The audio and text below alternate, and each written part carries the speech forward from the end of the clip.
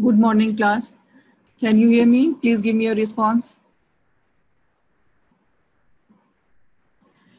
Okay, today your attendance is short. There are 76 students only. Your class is about 150 people. So please join the lecture. Today we are going to discuss hemodynamics. This is one of the very important topic, and I'll discuss with you a part of it, that is shock.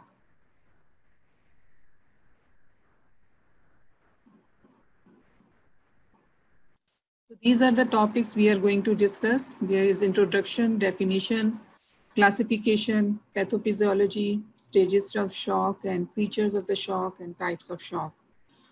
So shock is defined as a condition in which circulation fails to meet the nutritional needs of the cells, and at the same time, it fails to remove metabolic waste products.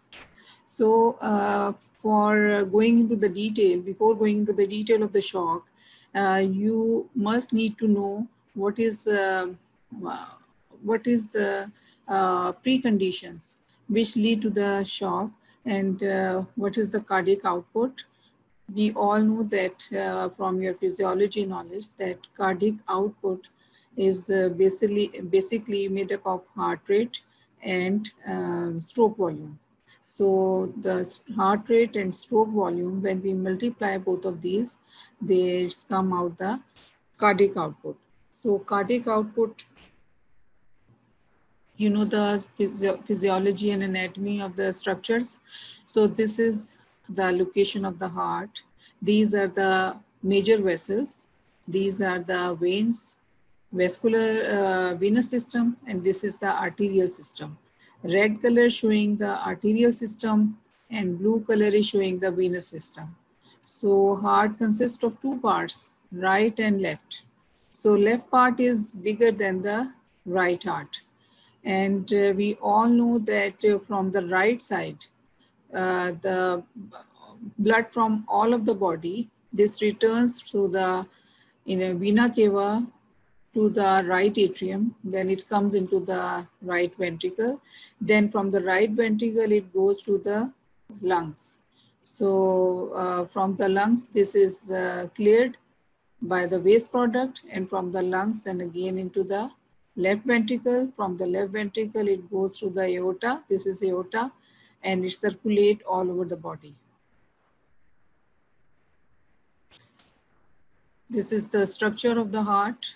As I told you, the blood comes from the vena cava into the right atrium. This is right atrium. This is atrial valve. From the right atrium, it goes into the right ventricle. From the right ventricle, it goes to the pulmonary artery to the lungs. And from the lungs, it comes back through these vessels in the left atrium. And from the left atrium, it enters in the left ventricle. From the left ventricle, it goes to the systemic circulation. So this is the cycle. This is the circulation which goes on continuously. If any one of the part or vessel or artery, this is diseased or it causes problem, so we have an impact on the cardiac output. And cardiac output is the heart rate. We know that our heart beats 80 to in some people 90, in some people 75. So its range is 75 to 90 per minute. So the heart rate and stroke volume, the blood which is pushed out of the heart into the circulation. So this is just to give you an information how the circulation and cardiac output is maintained. You can see the structure. You keep this structure into your mind while reading this topic, shock. So if we know the physiology and anatomy of the heart, we can very well understand how the heart is working in the state of shock. So you keep this picture in your mind while I'll talk to you rest of the lecture. This is cardiac output. I told you this is combination of heart rate and stroke volume. So stroke volume, this is how the stroke volume is made by the contractility of the heart, then preload of the heart, and afterload, definitely afterload is getting out of it. So this is getting minus out from the stroke volume. So preload and contractility are adding into the stroke volume. So these two components, they make the cardiac output. So cardiac output is equal to heart rate and stroke volume, and stroke volume in return is made up of contractility and preload, while afterload is that part of the blood that is getting out of the heart. So this is the combination of these things. So now what are the factors which are going to affect the heart rate? Now we know when you are in the resting state, so the heart beats normally. And the factors which are controlling the heart rate are autonomic innervation. We know that everything is innervated by the nerves. So every organ of the body is working under the control of nerves. So this is autonomic innervation. Then there are hormones in the body. Endocrine system is also controlling the heart rate, and it has a deep impact on the body organs. Then fitness level, age of the people, it matters. Then the factors which affect the stroke volume, they are the size of the heart, then fitness level, again, the age, gender in males and females, this is somewhat different. Then contractility of the heart, then duration of the contraction, preload, afterload. Afterload is resistance. So these all factors, they make up these factors, they make up the heart rate, and these all factors, they affect the stroke volume.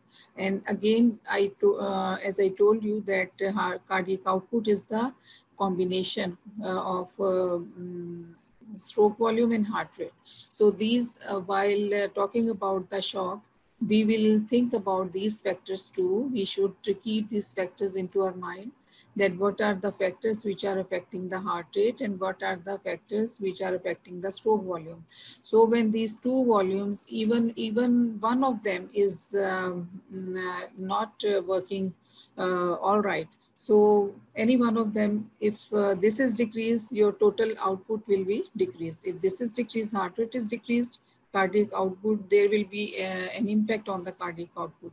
And if stroke volume is decreased, it will have an impact on the cardiac output. So for a good cardiac output, the individual heart rate and stroke volume both should be working in a good state. So these are the factors which will affect these two things.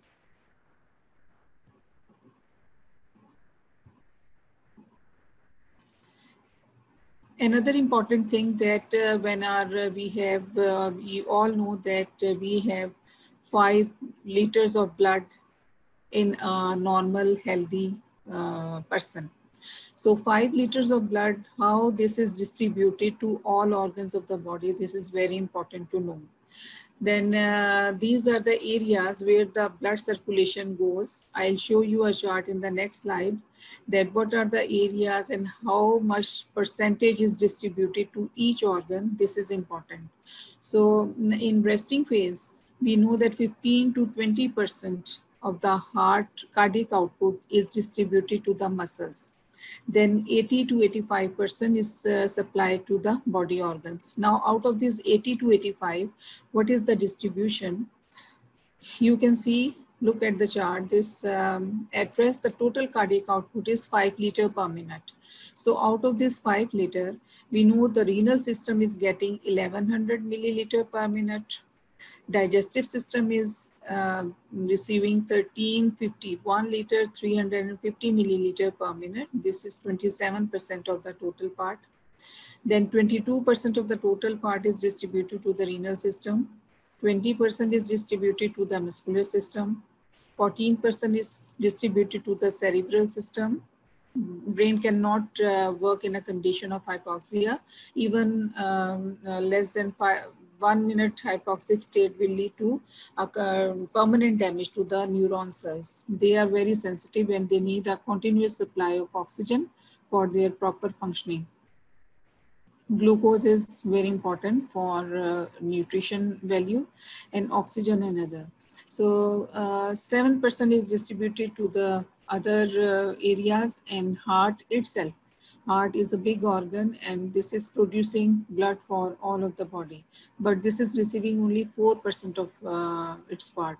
So this is the distribution of the blood out of 80 to 85%. This is the distribution which the body organs receive.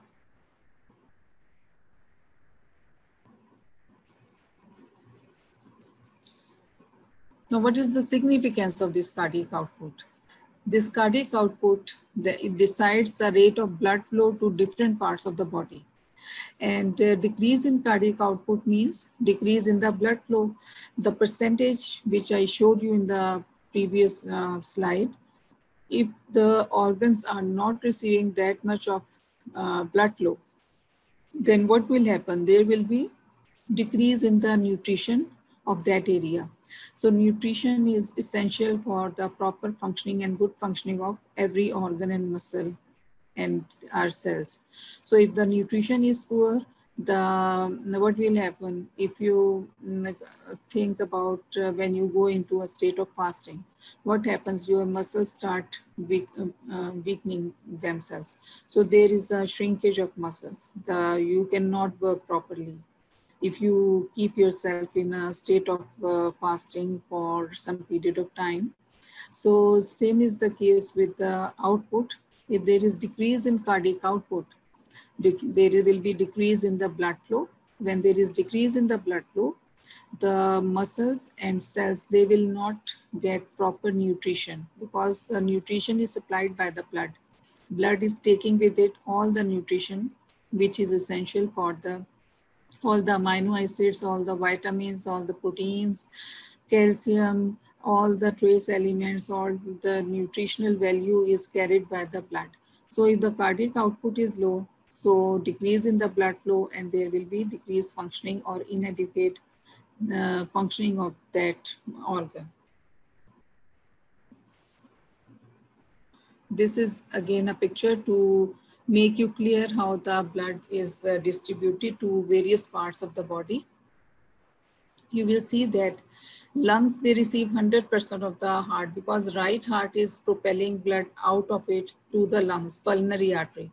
So this is carrying 100% blood. So lungs are receiving because the lungs have to clear that blood that is that the right part heart received from the right atrium, which got blood from all of the body through the inferior vena cava.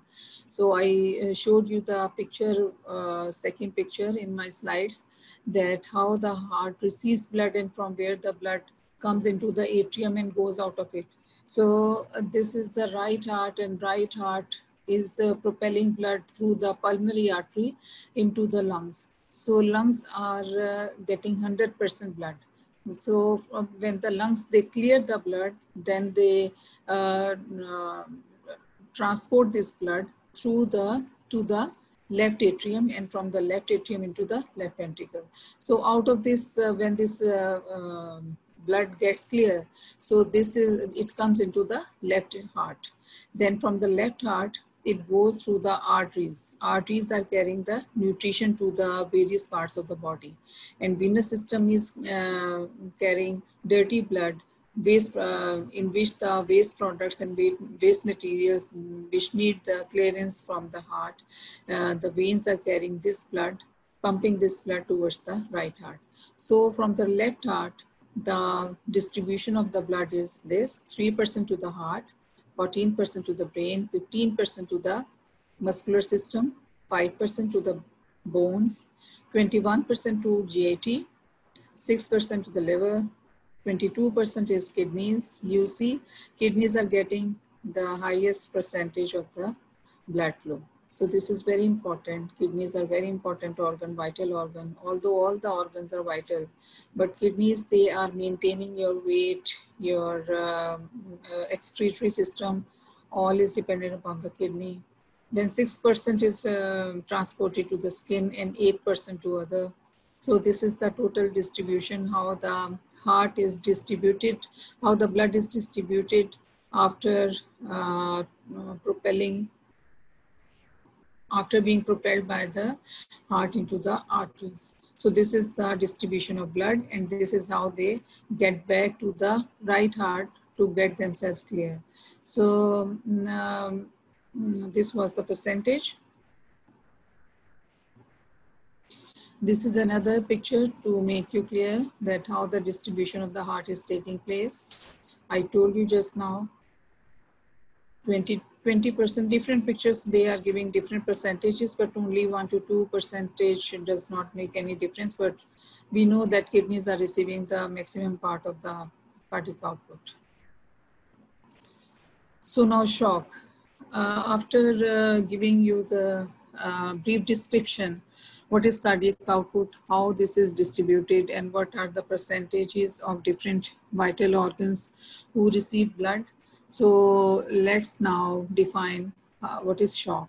Shock is a life-threatening situation due to poor tissue perfusion. Poor tissue perfusion would be due to impaired cellular metabolism. Either the cell is not metabolizing, the metabolic system is disturbed, or there is manifested in turn by the serious pathophysiological abnormalities. So shock is a term which is used to describe the clinical syndrome that develops when there is critical impairment of tissue perfusion due to some form of acute circulatory failure. So these are different books, Bailey and Love. Everybody knows the name of Bailey and Love. So this definition is taken from that book. And this is the Davidson. This is a medical book which describes the shock in these words. Another book says that shock may be defined as inadequate delivery of oxygen and nutrition to maintain normal tissue and cellular function. Then you can say the state in which profound and widespread reduction of effective tissue perfusion, it leads first to reversible, and then if this reversible change, it gets prolonged, so it will change into irreversible cellular injury. So if you memorize your pathology initial chapters in cell injury, you will see that in cell injury, blood flow is one of the main factors. So there are certain factors which lead to the cell injury. So blood flow is the main and major factor. And when initially there was, if there is temporary occlusion of the blood to any cell, so it leads to, first of all, it leads to reversible injury. But if this prolongs, if there is prolongation of this cessation of blood, so it will lead to permanent damage, and that injury will become irreversible. So the phases of shock, they are described in 3 stages. Number 1 is compensated and organ function is maintained. Number 1 is when there is temporary occlusion of blood supply to any area. That can be compensated by the tributaries which are coming, every organ is receiving major blood vessel, then there are tiny branches of the blood vessels which are receiving blood from the other branches. So if the occlusion of the vessel is temporary, this can be compensated and organ function is maintained. This is called stage 1, phase 1 of the shock. Then in phase 2, it comes in medium stage. This is uncompensated, organs start dysfunctioning, and there are abnormal vital signs, abnormal lab values. Because how do you assess the shock? Because when a person comes into the emergency, first of all, the paramedical staff, they take their blood pressure, pulse, heart rate, respiratory rate. So these things are done to establish the condition of the patient, that how is general body is functioning by taking their pulse, blood pressure, respiratory rate, and some hospital, they check their blood sugar level. So these are the different vital signs which are analyzed by the paramedical staff. Then they call the doctor, senior doctor, to further evaluate and give his expert opinion regarding the diagnosis, and further lab investigations are done. So this is phase 2. Phase 3 is irreversible changes, when there is permanent damage of the arterial supply to the organ. Obviously, when the blood is not flowing towards any area, that area will become dead. So this is irreversible change. It cannot be reverted by any means. So these are 3 phases of the shock: phase 1, 2, and 3. Phase 1 is compensated, phase 2 is uncompensated, and phase 3 is irreversible. And you know by the knowledge of your cell injury chapter that what happens in the irreversible changes and what happens in the reversible changes. You might remember the necrosis and apoptosis. So these are the changes which takes place in these phases. So when a person is in a state of shock means the shock is of various types. I'll describe you in, this is a lengthy topic, and we will cover this topic in 3 lectures. So there are certain signs. How do you analyze that a person is in a state of shock? So first of all, the early signs. So you will check the baseline. Baseline is the arterial pressure is less than 10 millimeter of mercury. You see the blood pressure. Early signs of blood pressure is low, and there is when the blood pressure is low, there is compensatory decrease in the oxygen supply to the vital organs. And when your blood pressure is low, so what happens? The heart tries to compensate it. Whenever there is a state of, when a person is in a state of shock, the body tries to compensate it by adopting various methods. So number 1 is the heart rate increases. The heart rate increases in order to give more blood and more supply to that area, because the heart knows that you can take heart as a mother. So the mother knows which child is getting the less nutrition. So she tries to push more blood to that area. So heart rate increases. So these are the early signs. The pulse rate, you will check it by, you cannot see the heart rate. You will put your fingers on the pulse and you will see there is tachycardia. Normal pulse rate is 80 to 90. And in athletes, this is a bit lower. It comes down to 60. But that is 60 is normal for athletic people, persons who are playing games, their pulse becomes slow. So normal pulse rate is 80 to 90. You will see that the heart rate increases, pulse rate is increased more than 100. It gives you an early sign that the patient is in a state of shock. Then what are the compensatory signs? Heart rate increases by 10 to 15 millimeter from the baseline.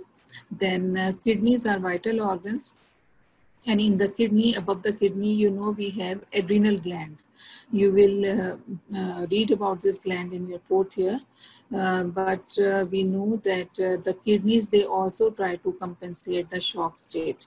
So there are in the adrenal gland, there are 2 parts, adrenal medulla and adrenal cortex. So in the adrenal cortex, the upper area is secreting aldosterone.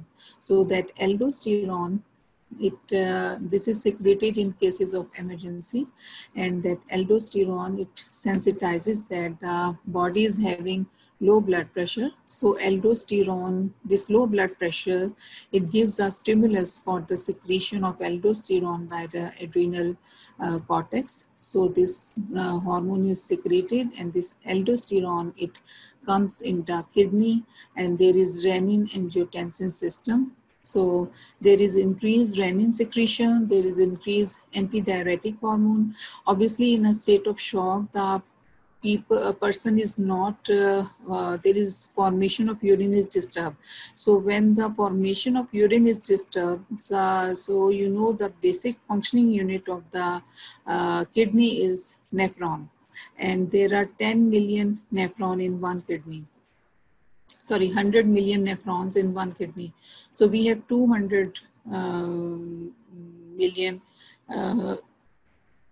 nephrons in both kidneys. So the basic functioning unit is nephron, and you know the nephron has different parts. There is proximal convoluted tubule, distal convoluted tubule, then there is collecting ductules. The collecting ductules, the ADH, antidiuretic hormone, has receptors on the collecting ductules. So this ADH is a hormone which is stored in the posterior pituitary gland. And from the posterior pituitary, actually this is being formed by the hypothalamus, and this has a neurosecretory, this is neurosecretory neurogen.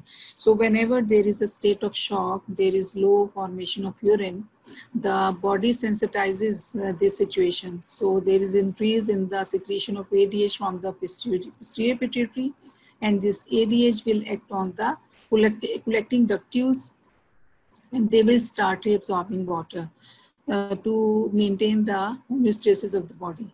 There is vasoconstriction. I'm talking about this phase.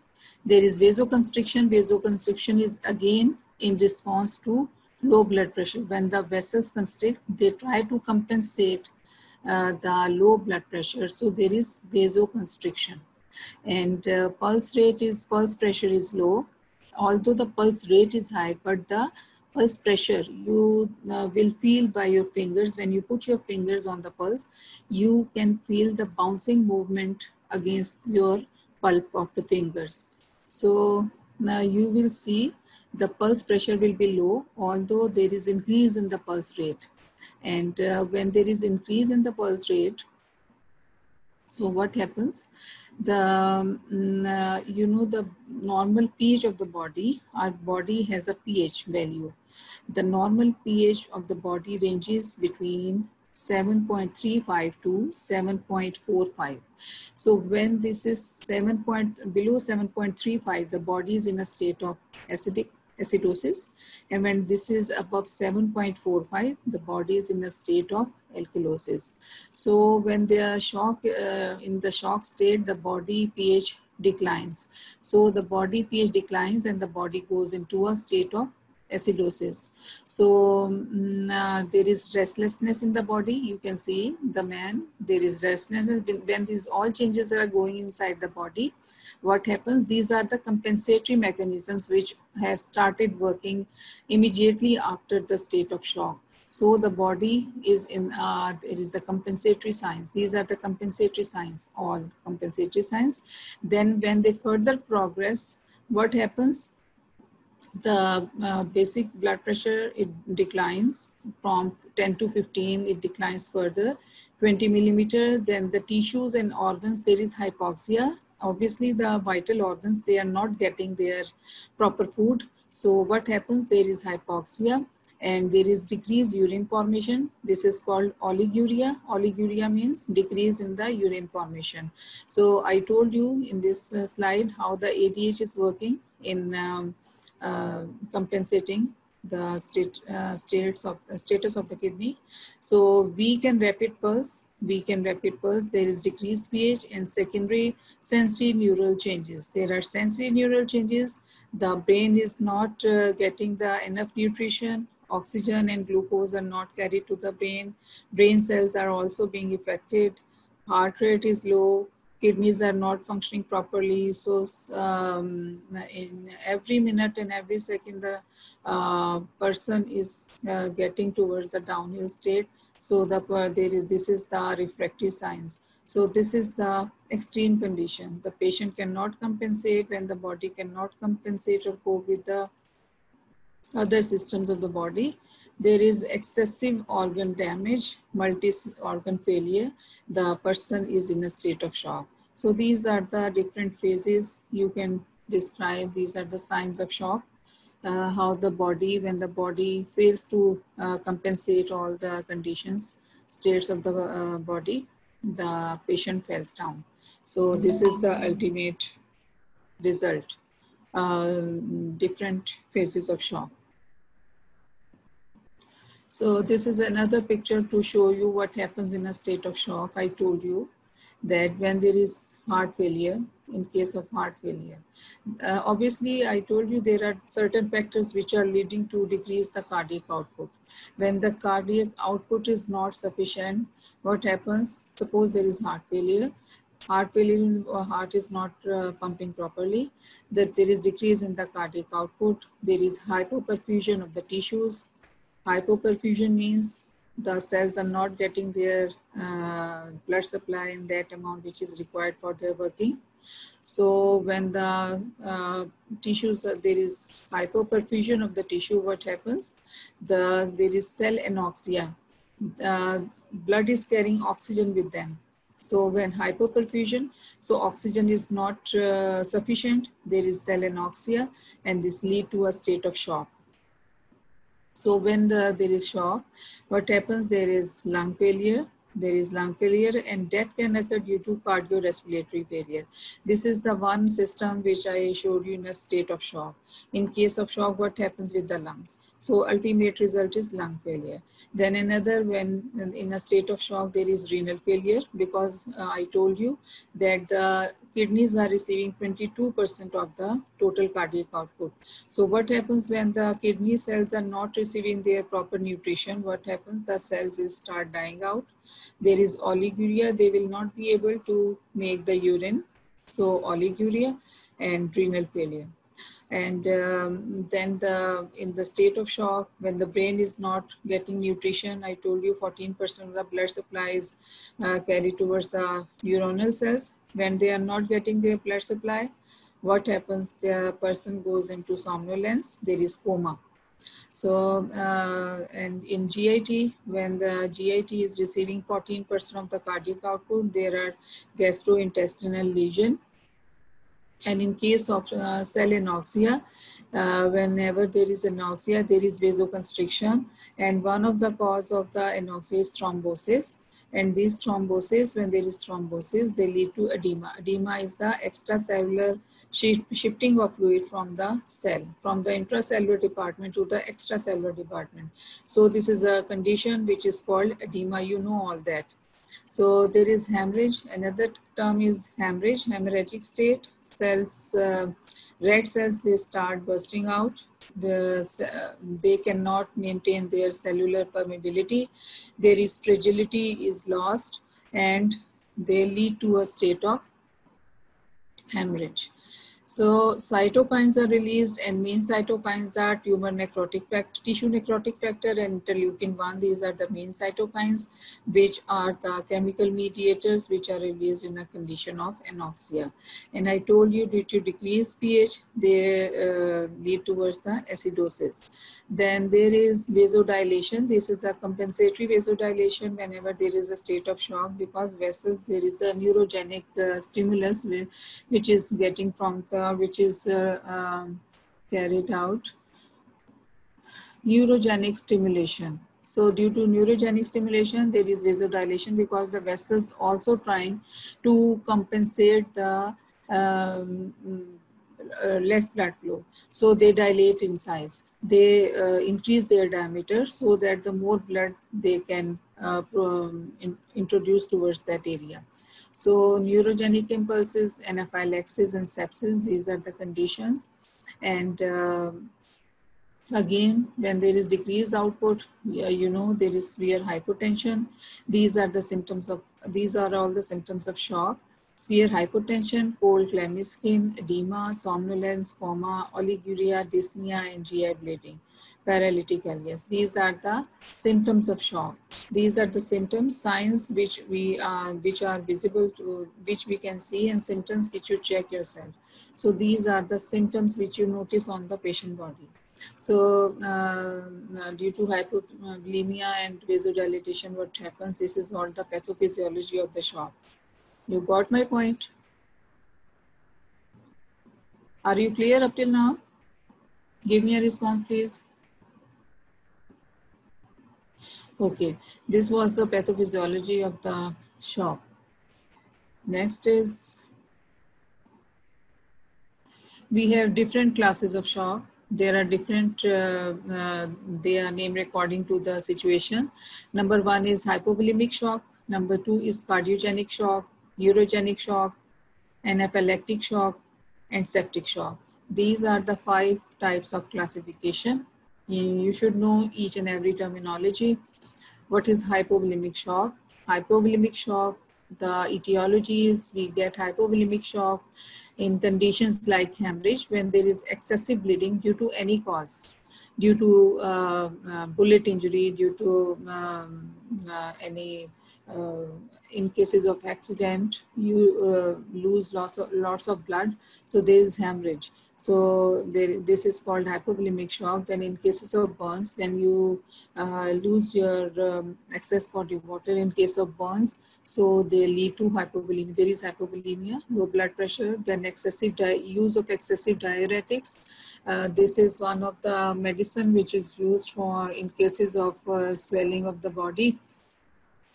So physician advised to some patients, in hypertensive patient, this is also advised. So excessive use of diuretic medicines, they lead to low blood pressure. Then there is fluid loss in cases of GI upsetting, in cases of diarrhea, vomiting, and when there is dysentery.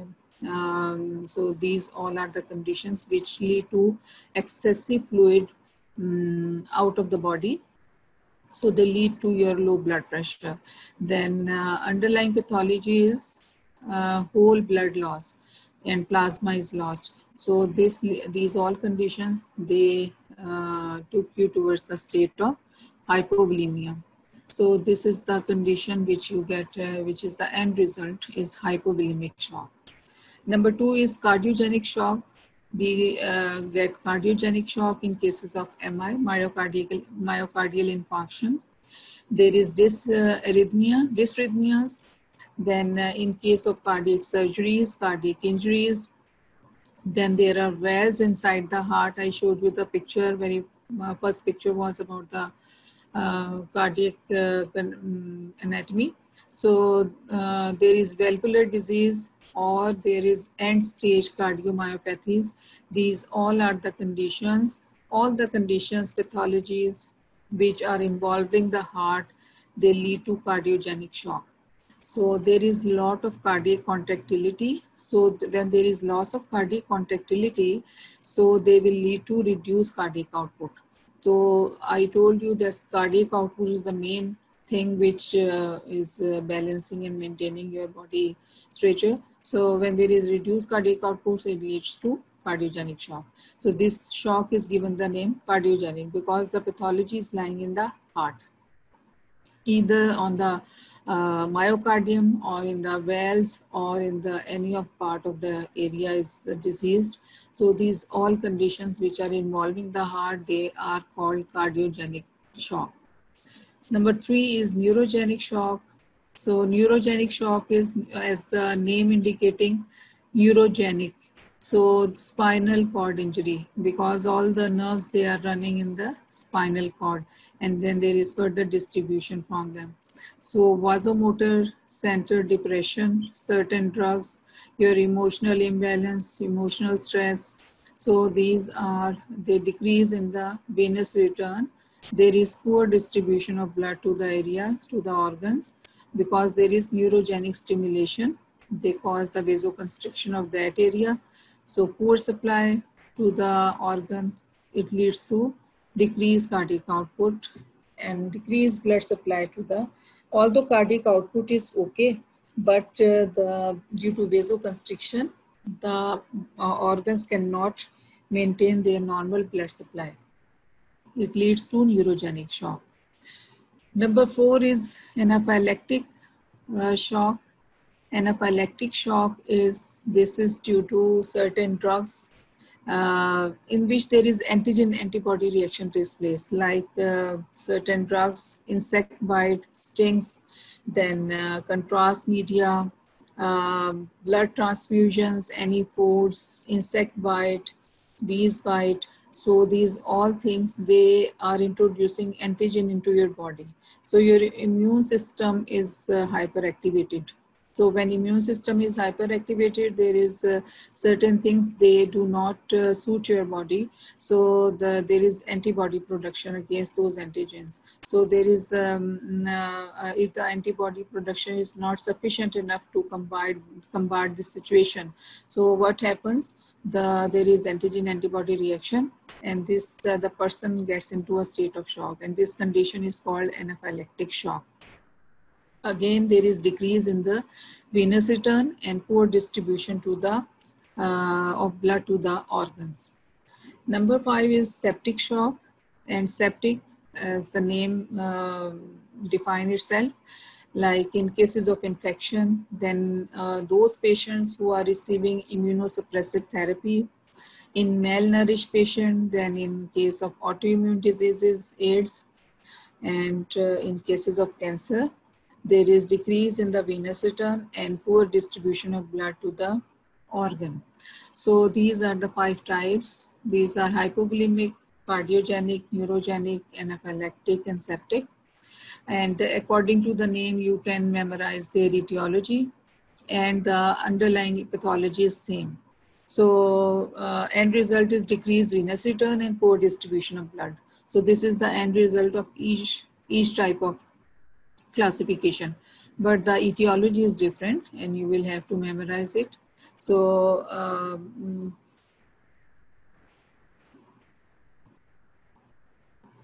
so what happens in case of, again, the repetition of the same thing which I am telling you from the very beginning, that when there is inadequate perfusion of the blood, there is cell hypoxia, energy deficit. Obviously, the cells are getting their energy by the blood, and when the blood is not there, blood is carrying oxygen with it.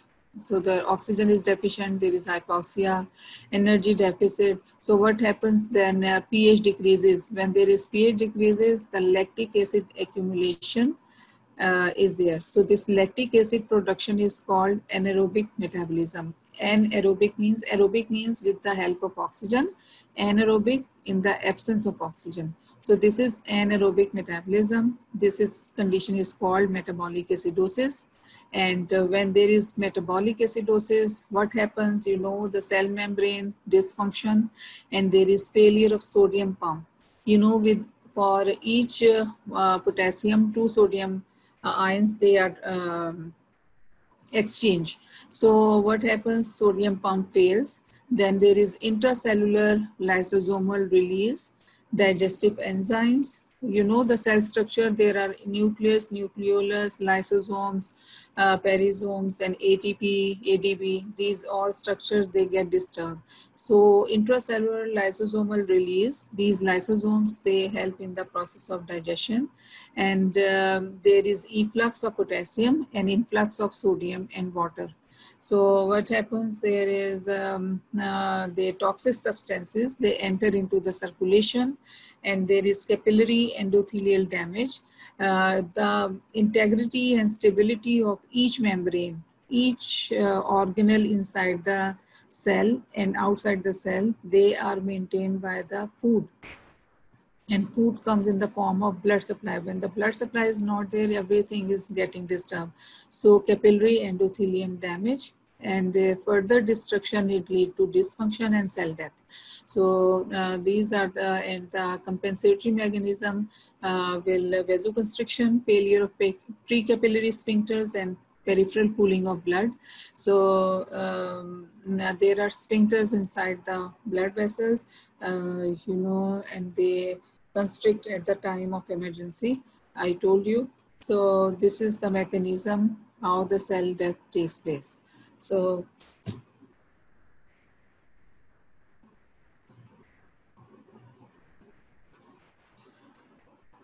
different diagnosis, like in case of bleeding, what happens? There is when there is history of trauma or bleeding side, this is bleeding shock. Then dengue shock, dengue fever was very in previous years we have been facing dengue patients. So dengue shock syndrome is another syndrome. This is known as dengue outbreak or in the season history of 5-grade fever, and there are hemorrhages due to the decrease in the platelet count. Then when there is history of heart disease and large neck veins and liver vein, this is called cardiac shock. And history of febrile illness in childhood, and like in meningitis or subarachnoid hemorrhage. These are conditions, they lead to septic shock. Then in case of profuse diarrhea and cholera, we lead to shock, dehydration shock. So these are the conditions. Then what will you, when you see a patient of shock, suppose a patient comes into the emergency. So the primary things which you need to know and which you should be expert enough for dealing with the patient. These are the, you will check his or her airway, breathing, A, B, C, D, E, F.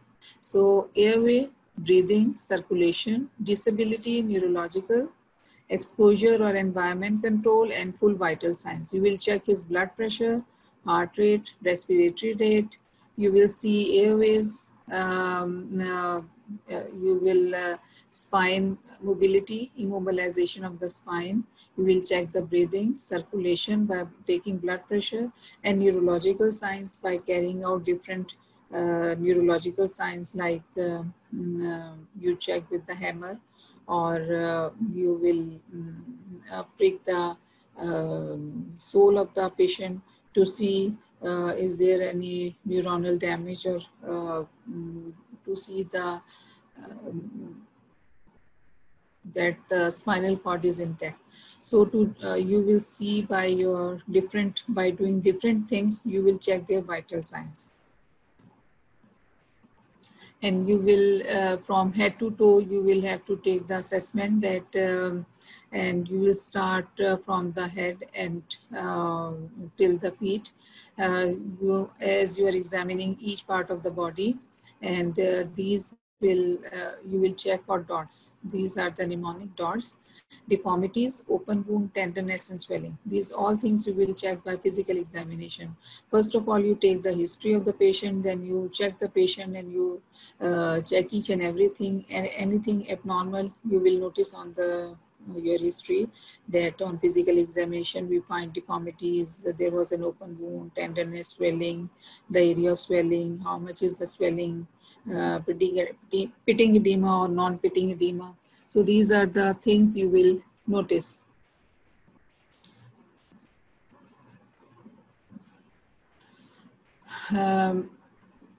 These are the microvascular and changes. Microvascular changes are activation of immune and coagulation systems. There is hypoxia, acidosis. This is a repetition of the same thing, but in a different way.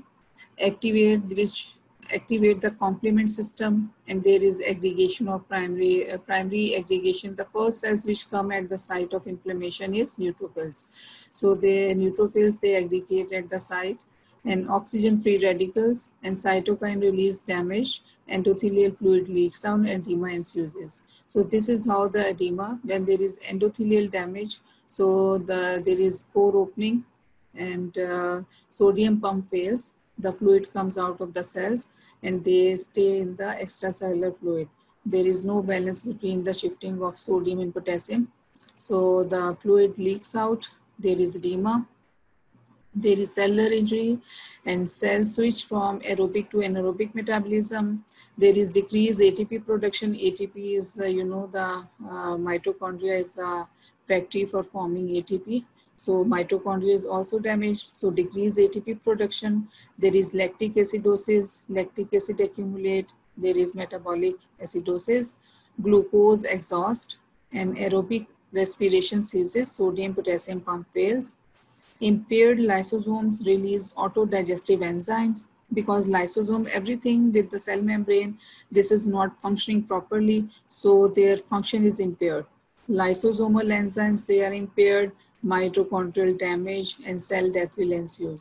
So these are the changes, how they are taking place. I told you the pathophysiology of each and every part of the cell. So this is the pathophysiology you will write down. If you have the understanding, you can write it down in your own words. Then metabolic changes in the shock.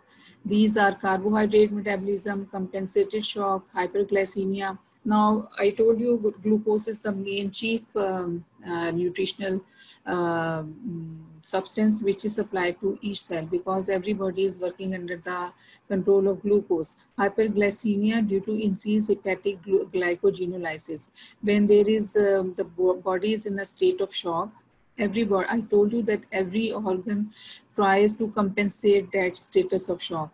So liver is also producing glucose to because the liver sensitizes that the body is in a state of shock and they need food.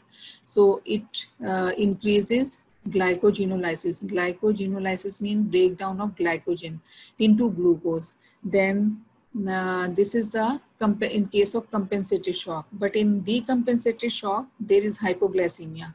Liver cannot compensate that status, and because there is depletion of glycogen stores, which initially it was producing by the glycogen storage depletes, and there is increased consumption of glucose by the tissues. So anaerobic glycolysis occur assessed by high levels of lactate. And when you get the labs done, so you will notice that there is increased accumulation of pyruvate and lactate inside the body. So these two tests, serum pyruvate and lactate, they indicate that the body is in a anaerobic glycolysis state. There is anaerobic metabolism going on. Patient is in a state of acidosis, and this condition is not compensated by the body organs. So these two parameters, they tell you that the body is in a state of metabolic acidosis. Body organs fail to compensate this situation. So these two tests, they tell you. That was about the protein metabolism. Then what happens, carbohydrate metabolism. Then what happens to the proteins? There is increased intracellular protein catabolism. Catabolism means breakdown of the proteins. So conversion of amino acid to urea. You know the end product of protein breakdown is urea. So amino acids, they change into urea, and there is increased blood urea nitrogen. And you will advise the patient to get his test done. So increase pyruvate, lactate, blood urea nitrogen. Then in fat metabolism, there is increase in the rise of fatty acids in the blood, and water and electrolyte disturbances, failure of sodium pump. This leads to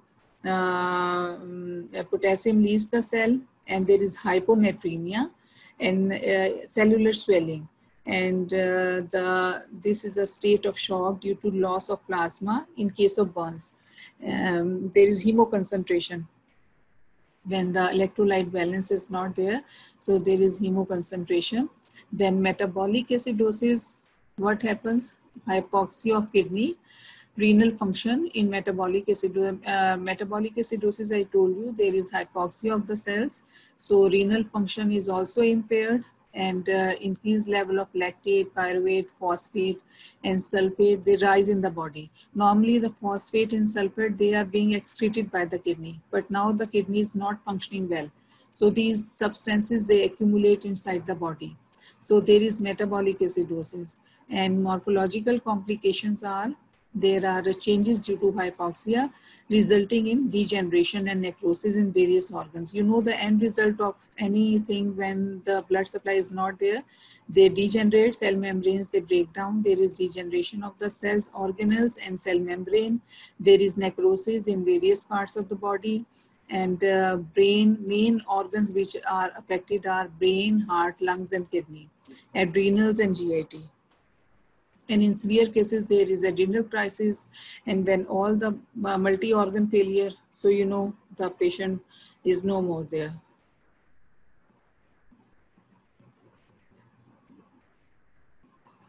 Then there are hypoxic encephalopathy. Obviously, brain is also getting affected by this hypoxic state. So what happens? There is cerebral ischemia, which produce a state of unconsciousness. And if the blood pressure falls below 50, this leads to systemic hypotension. And if it remains for a long time, so there is cardiac arrest, and the brain suffers from serious ischemic damage with loss of cortical function, coma, and vegetative state.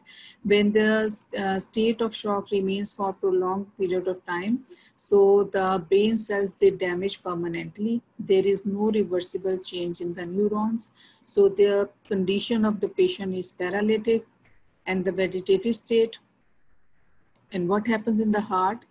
Two types of morphological changes occurs in the heart. Number one is hemorrhages and necrosis. They are located in the subpericardial and subendocardial region.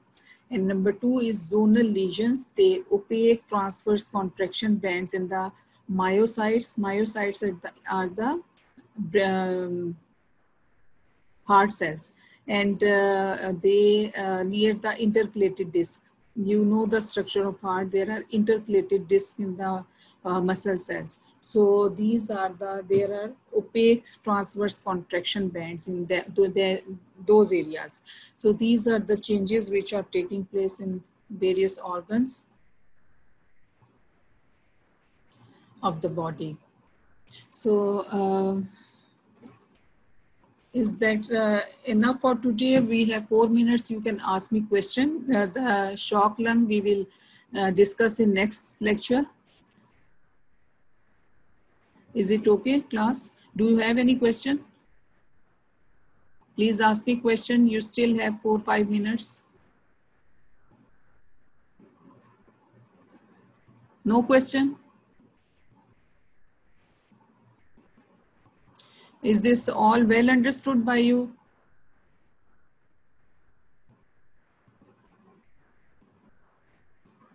Wait, DORS is, yes, DORS. Let me tell about the deformities. DORS stands for deformities. I'll tell you in the previous slide. Wait a minute.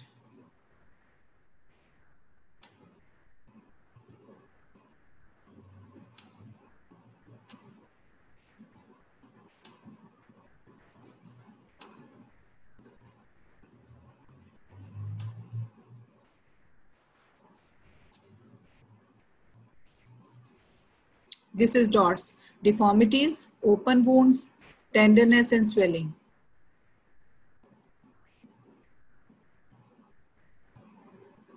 Got it?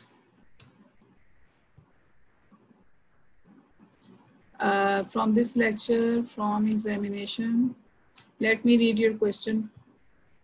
Yes, this topic is very important. You can get various types of shock, their etiologies, and the pathophysiology is very important. What happens with different cell structures, different organs. You get a scenario for the diagnosis, their pathophysiology, and what are the signs and symptoms. These are the important things which you need to know. Any question, boys?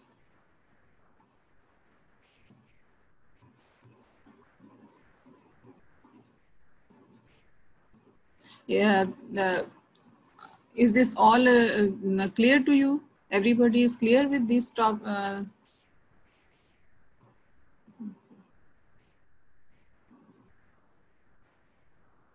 If you know the you know the physiology and structure of the cell, then you can think in your mind that what are the changes which could take place, what is metabolic acidosis, what are the different organs which are getting affected by the low blood pressure. And I told you the distribution of blood to different areas. So when the blood is not there, what could happen with those cells? Every organ has a functioning unit. So you should think about that unit. Like in kidney, you should think about the nephron. In brain, you should think about the neuron. In liver, you should think about the hepatocyte. and in myocardium, myocyte. In gut, you should think about the epithelial cells. So what happens inside the cell?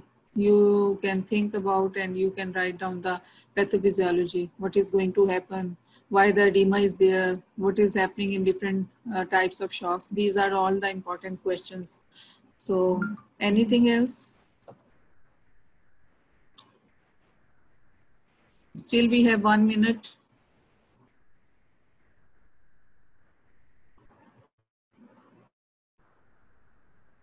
Any question, guys?